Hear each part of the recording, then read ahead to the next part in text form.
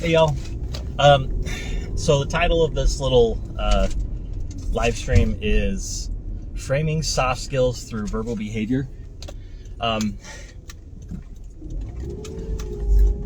Let's start with me talking about my favorite behavior analytic book. It's titled Talk So Kids Will Listen and Listen So Kids Will Talk. It's a fantastic book. It's been around since the 80s. I read it back when I was a special ed teacher. I have since reread it after getting my behavior analytic training, and it's really amazing. If you haven't had a chance to read it, it really does do a fantastic job of going into soft skills, skills that are needed with talking with kids and frankly with adults too. It's just a really good book. Fair warning, if you buy it used, or you get the audio version, because audiobook, half of the book is parents talking about how amazing it is. It's the second half of the book, so you don't have to worry about having to get through that. But it's really good book. Talk so kids will listen and listen so kids will talk. And the reason why the title is Framing Soft Skills Through Verbal Behavior is because the majority of the things that are talked about in that book, and really that have involved soft skills, have to do with utilizing verbal behavior to engage people, and to do the listener responding and so on and so forth. So when we're utilizing soft skills, those aren't mentalism.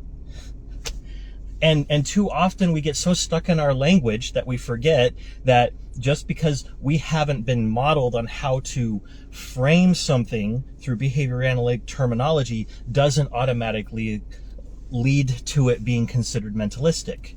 In fact, we're behavior scientists. So being a scientist means that you explore, you ask questions, you try to figure out, and you try to frame things that you're seeing, phenomena in the natural environment and the world around you, from a behavioral analytics perspective, not because behavior analytic is the end-all be-all, but because if we can frame it from that perspective, it helps us to understand it a little bit better. So you can engage in these behaviors without being able to label them and be able to, specifically create those definitions, because they've been in existence even before behavior analysis has been in existence. One of my favorite things that I read in relation to Pavlov and his discovery of reflexive or respondent conditioning was that somebody said, "Oh yeah, I knew that my entire life. I knew this was a no-duh thing."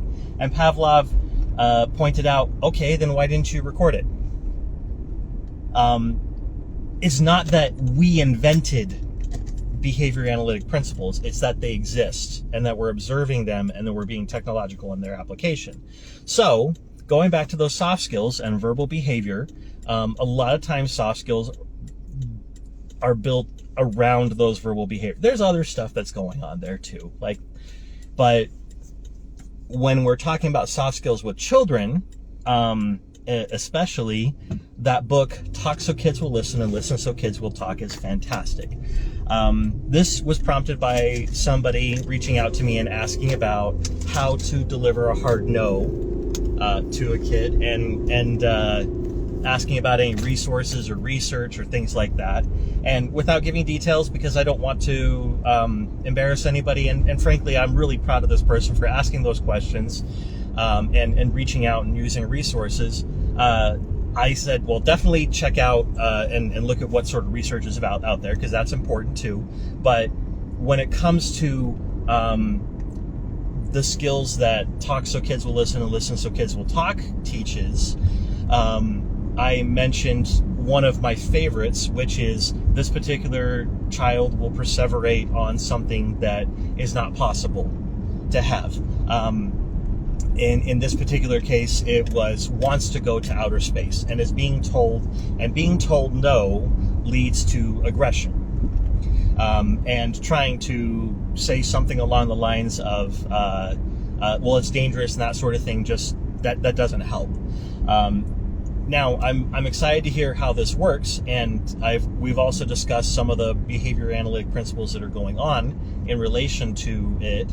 But one of the ways that I like to do with kids these sorts of things, so for example, one of the kids I worked with, he wanted to be an EMT, and he was very young and didn't have any training, and he wanted to go right now and be the EMT right now. And I said, oh man, I wish if I could make that happen right now, if I could snap my fingers and make it so you could be an EMT driving the ambulance, oh man, I would do that right now. What are some things that we can do to have fun with it? What can we pretend play?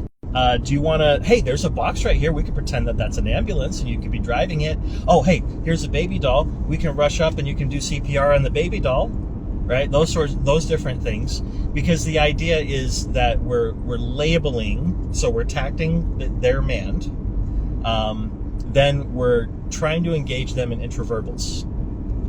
In this particular case. So get that intraverbal going back and forth of, oh, let's talk about that thing that you want. You're acknowledging, you're being the listener to their speaking, so that they know that you're hearing them. Oh, hey, what's the function of that behavior? Attention. There's nothing wrong with attention. Let's give some attention to that. Let's talk about the things that person is interested in.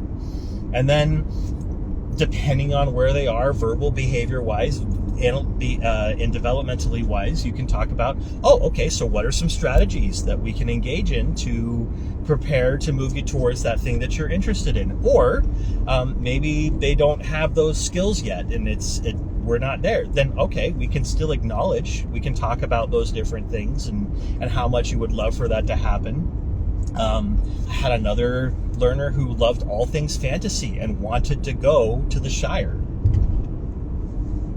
and has seen those the Shire different Airbnbs and stuff, and was perseverating on how going to the Shire was something that they could do, because look, it exists, there's people there, that sort of thing, and it's in New Zealand.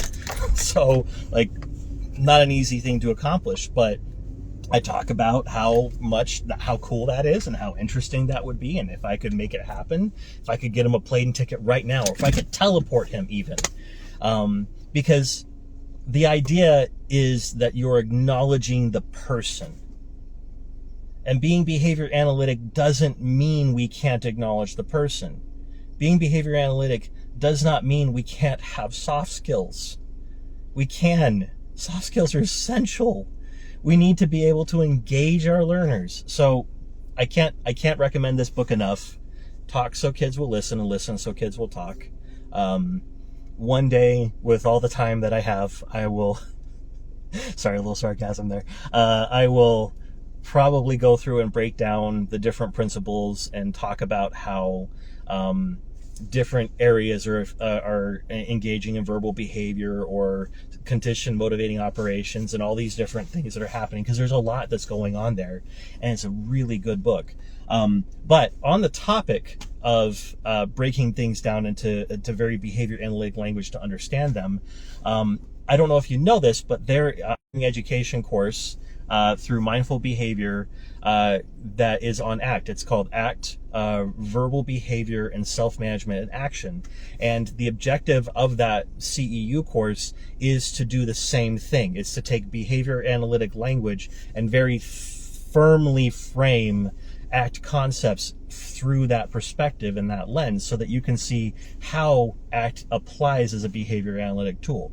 Now, if you're going into this thinking that once you finish the CEU that you're going to be an ACT specialist and you can utilize it, don't think that. This is an introduction. This is an idea of being able to frame it through the training that you've already had in behavior analysis, so that you can see, oh, this is how. And then once you have that knowledge of how to view ACT through behavior analytic language, specifically verbal behavior language, as well as some other components, then that helps you to be able to start seeing how you can write goals utilizing ACT and those sorts of things.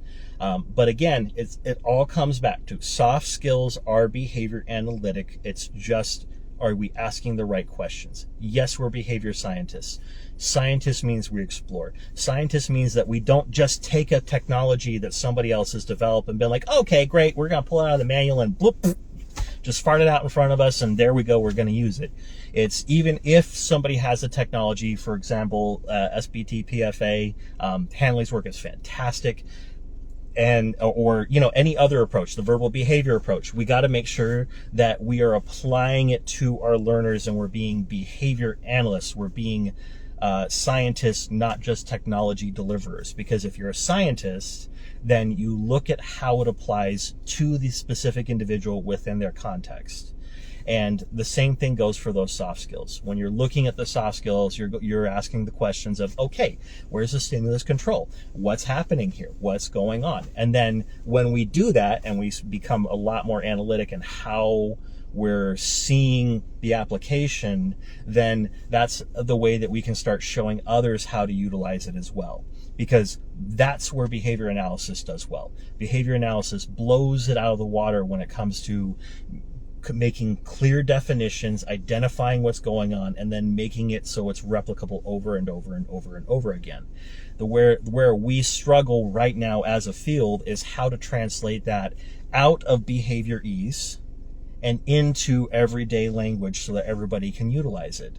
And so that's where mastery comes in. If you get good at being able to translate from one terminology to another and then back again, that leads towards better mastery, that leads towards better application. So I hope that you enjoyed this live stream. I'm really excited to see more soft skills coming into behavior analysis, and frankly, teaching those skills to parents, teaching those skills to teachers, because if we utilize that, if we do that more consistently, I believe that we will start seeing a lot more improvement and a lot more change and growth from these sorts of things. And I believe that one of the areas that we're going to see that change and growth is actually in our own practices, actually in how we engage with others. And this includes our staff, this includes our peers, this includes our parents and our teachers, and most especially this includes engaging with our learners and seeing them first and foremost and always as people first. When we break down the principles, that's so that we can better understand what's happening. But it's always the person first. So, go reinforce the change you want to see in the world, and have a great day.